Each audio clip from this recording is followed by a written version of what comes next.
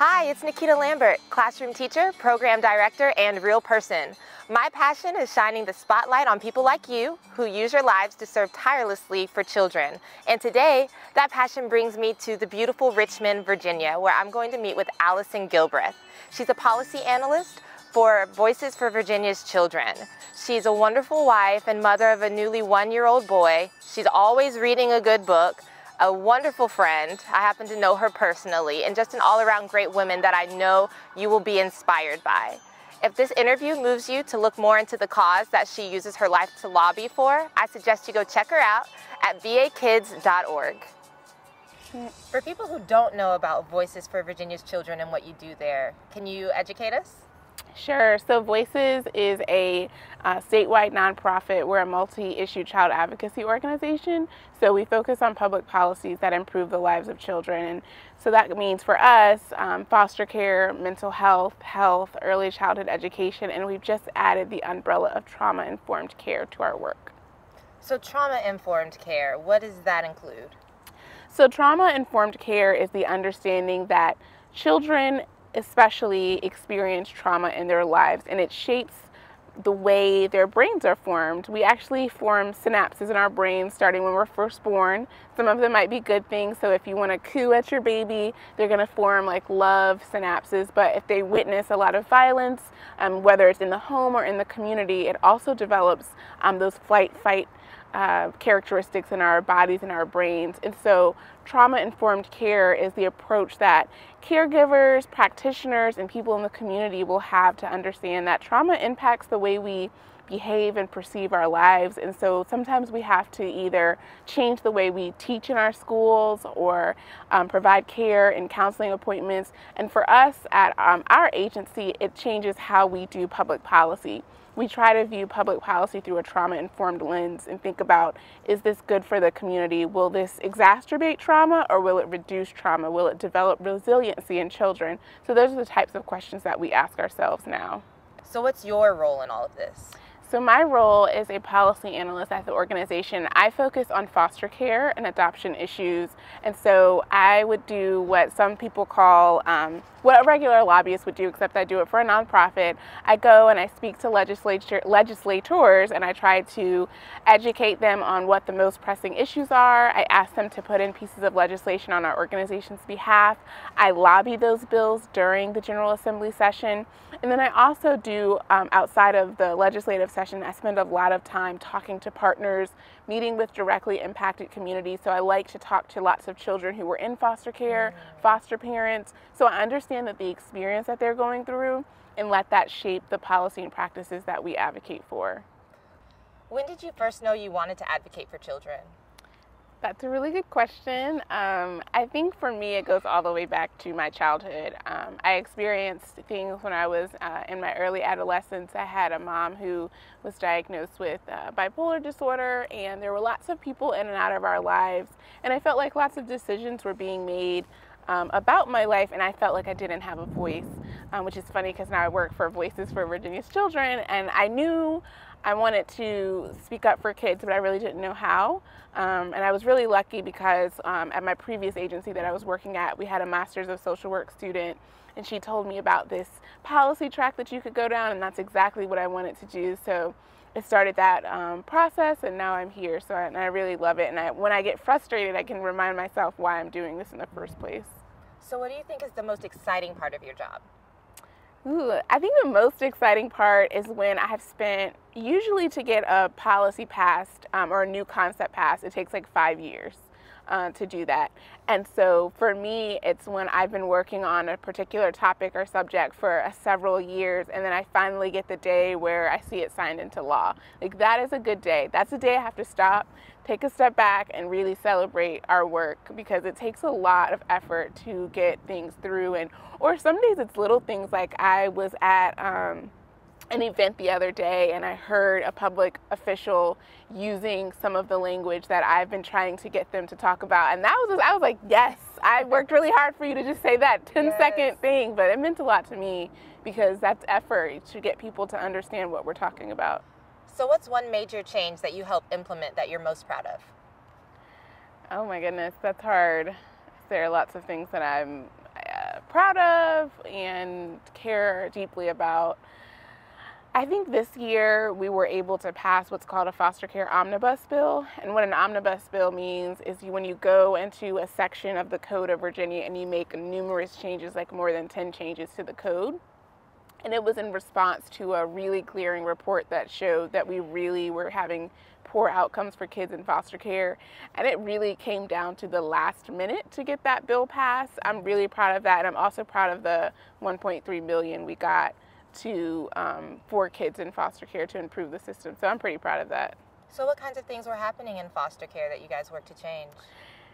Gosh, that's like, I don't even know where to start, because there are so many things happening that are that we've known about forever. That's the frustrating part. We have known for years that how I like to put it is that for kids who enter foster care, it's pretty difficult in Virginia to enter foster care, but it's really hard to get out of foster care. We do a really bad job of getting kids into placements that they're going to be their forever homes, and we don't do a great job of getting kids to their relatives and supporting relatives. And the report showed all of those outcomes, and that pretty much it kind of said that the child was no better off in the home that they left than when they entered foster care. That's a problem. We're spending millions of dollars in our foster care system. It should be doing the things to improve the lives of kids, and unfortunately the report said that we have a long way to go to get there. Okay, and so with the omnibus, what do you see that standing for? Like, what gains have been made with that? I think a couple of things. One, it's always a good thing when we can raise awareness of the issue with our legislators, and so we had so many people sign on to that bill and make a commitment that they're not going to just do this and walk away, that it's going to take a long time to really fix the issues. But we did add some staff positions for some regional oversight so that the state can really go into the localities and help them and support them and bring them up to where they need to be. And one of the big things is, if you can imagine, if you've ever talked to a social worker they often complain about their caseloads. Right. The reason why they can't serve kids is because they have giant caseloads. Well, what this bill does is it says we have to set a maximum of number of cases that a caseworker can have. That number hasn't been decided on yet, but making it so that they have to have that is a big thing, because you can't imagine a caseworker who maybe he's only been there for a year and has 20, 25 cases. There's no way they can service that many kids and really give them what they need to be successful, and their families, their bio families, their foster families, their kinship families, whatever it may be. And so that's really important. Okay, so you bring all of this to the attention of different policymakers, along with other influential people. You go, you talk, you make speeches. What is it like having to come in front of all of these very important, powerful people and state your case for children?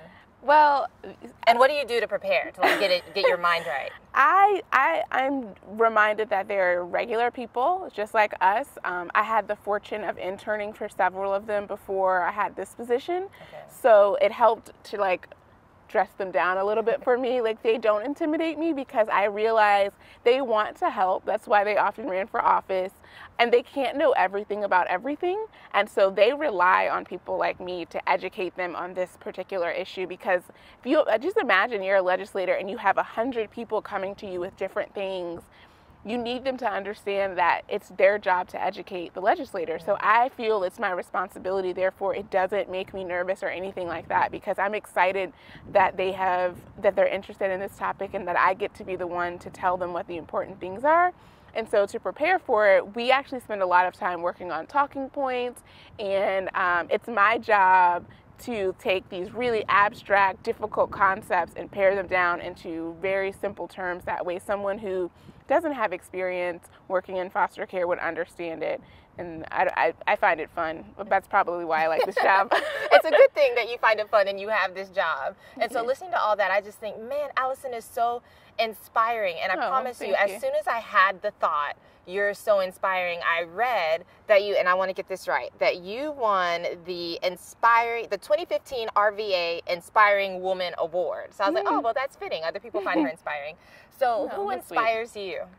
Oh gosh, who inspires me? That's such a tough question.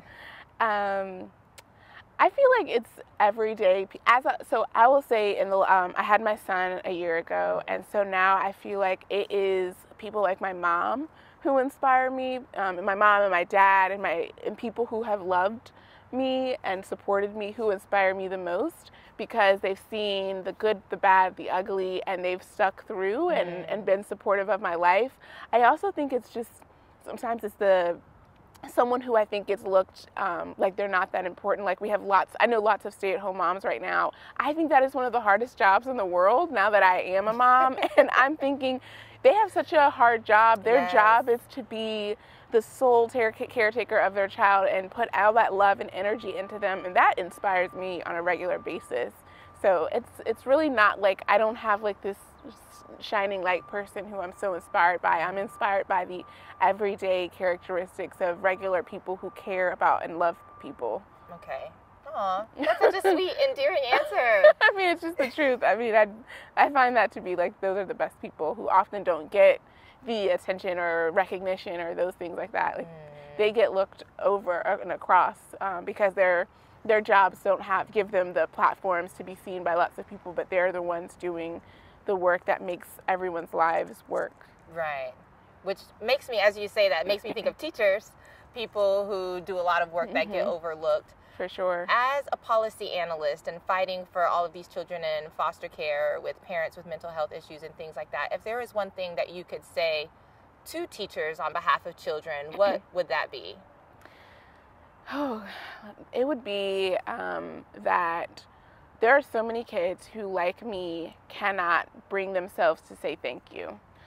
You might be the only person who greeted them with a warm smile that day or provided them with the opportunity to change their family trees, and understand and know that you are loved by that child, and that oftentimes their family are doing the absolute best that they can of what they know how to. I wish I could go back and tell every single one of my teachers thank you for all the sacrifices that they made. They sacrificed time with their families to work on their lesson plans, and many of them sacrificed their own money and their family's budget to provide things that my classmates may have needed. But at that, we just don't, often kids don't have the context to how do I say thank you to that, or they take things for granted. Sometimes we don't learn gratitude until we're much older, but continue to do it and know that your work, it shapes the lives of people for the rest of their lives often. I think that my teachers, especially the ones who really saw something in me, changed the trajectory of my life. So I know you have to get back to work. I appreciate you taking this time with me, but I had one last question. If you could go back and tell your 5-year-old self anything, what would that be? Oh my goodness. When I was 5, I was into lots of different things and eager to learn. I think I would have told myself, you love to read right now, and don't ever give that up. Reading is going to be your gateway to life. You're going to learn. You're not going to be able to travel to Europe, but you can read about it and pretend you're there, and one day you'll get to go there. You can read about all the people that you want to be one day, and just, it's okay to be lost in these books, because one day you'll get to live them and be your reality. Aw, that's so great and inspiring. That word for you again, inspiring. No, thank you. So thank you so much, Allison. I'll give you a hug. Yay! Thank you. This was fun. Oh, it was fun.